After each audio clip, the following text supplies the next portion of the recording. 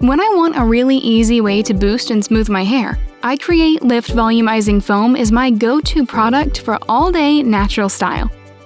It's lightweight, yet adds just the right amount of volume and gives my hair beautiful shine when blown dry smooth.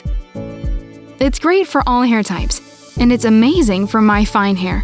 The ingredients that make this foam so great for my hair are aloe vera, which helps deliver and lock in moisture. Honey and sugarcane add shine and lightweight hold. Pumpkin seed oil gives my scalp the vitamins it needs to be healthy and happy. To use, start with 1 to 2 pumps in the palms of your hands. Emulsify the product in your palms. Section your hair and comb or rake through with fingers, or scrunch it in. Then let it air dry, or blow it dry, which is what I like to do. I start drying my hair by getting underneath my hair and moving it around while gently using the blow dryer on low heat. It's best to use the nozzle attachment on your hairdryer to best direct airflow. I create Lift Volumizing Foam is a great preparation for your hair because it locks in moisture as your hair dries. Once my hair is mostly dry, I take my round brush to smooth out my hair in sections.